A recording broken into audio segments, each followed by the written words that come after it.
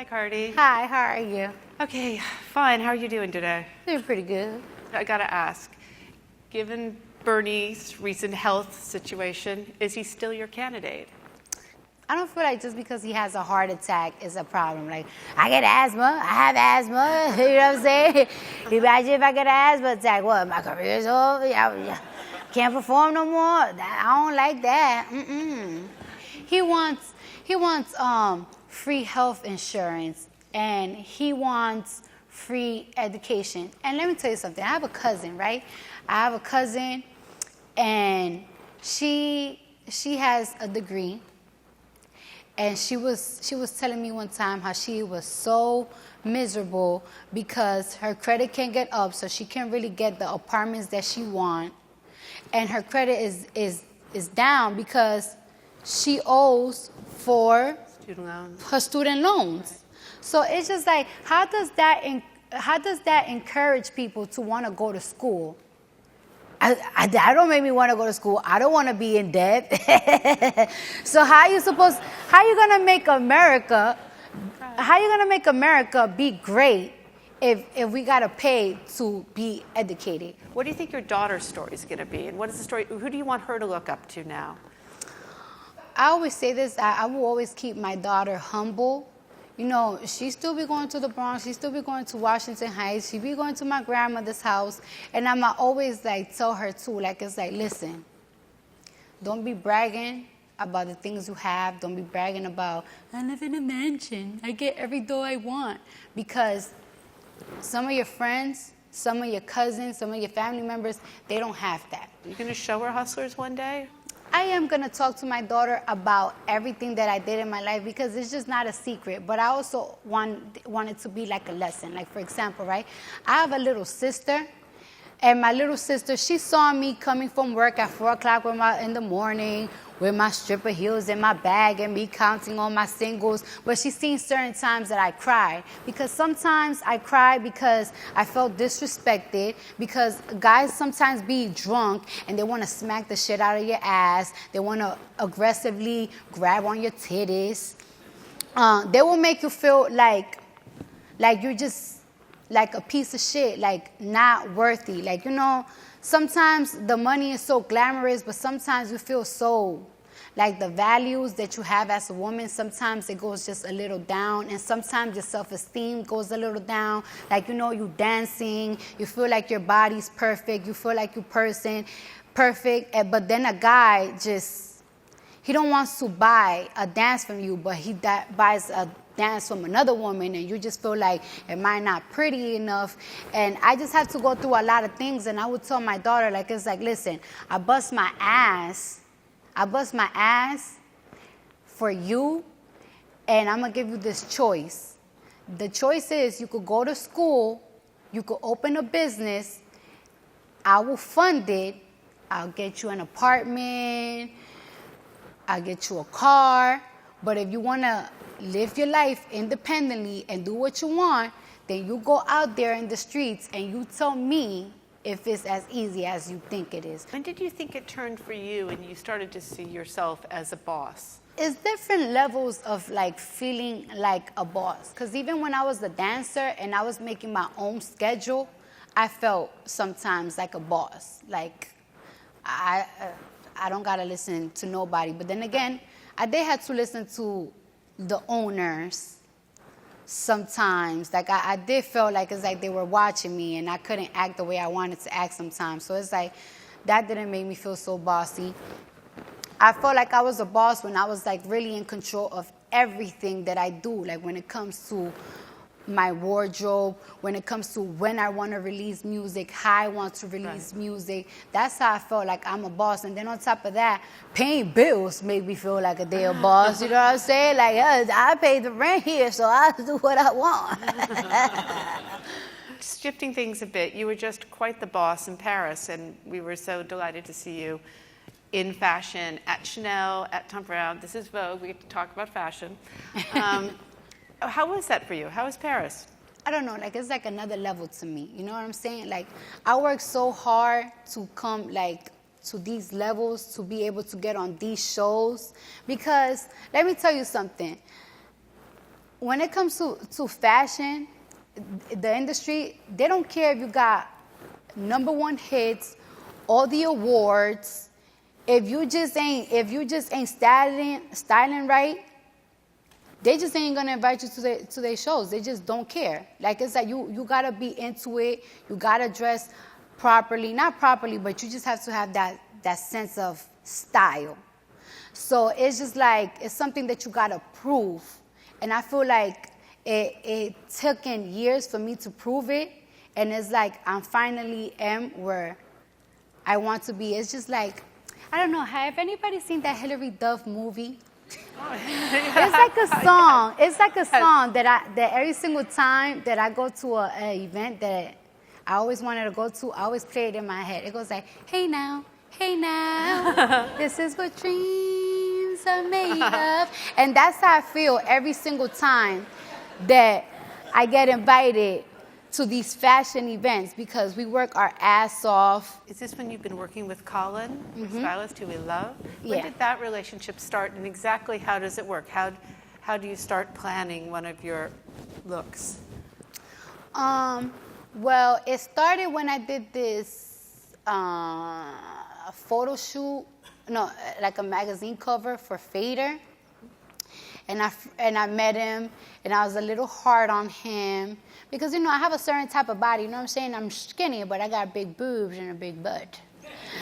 So certain things just make my body look a little weird and everything, but I liked how he was just so determined. I like how he had a solution for everything, and we just started working with each other ever since. You're talking about how you're bringing yourself into fashion in Yes. this way, but fashion is coming to you. I mean, you are now, you are at the center of fashion now. So how much is that, when you work with Colin, do you think, no, this is not a fashion moment, it's a Cardi B moment, and fashion has got to wake up to this?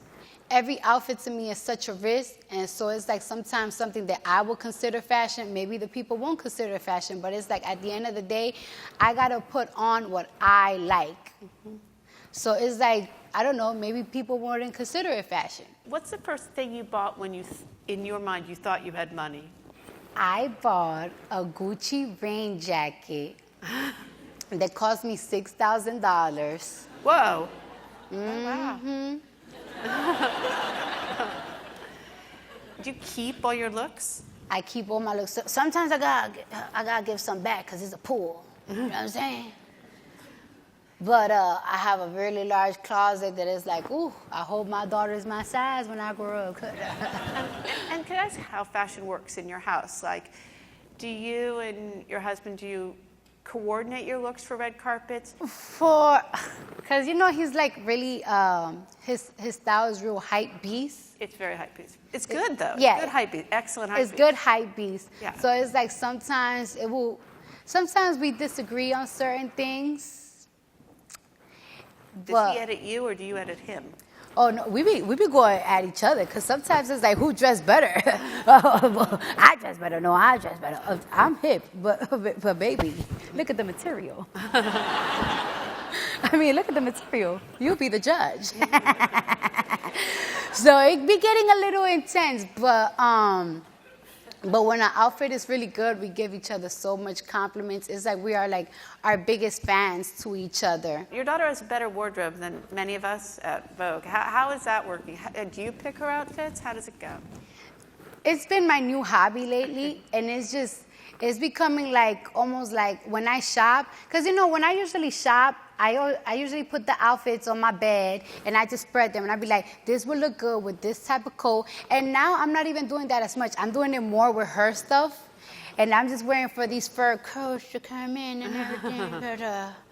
Oh, I'm going to be styling. It's so fun. It's like dressing a doll all over again. Tell us about Fashion Nova. How does that work? How do you work with them? And, were you wearing Fashion Nova before you started the collaboration? And yeah, I've been wearing Fashion Nova for a long time.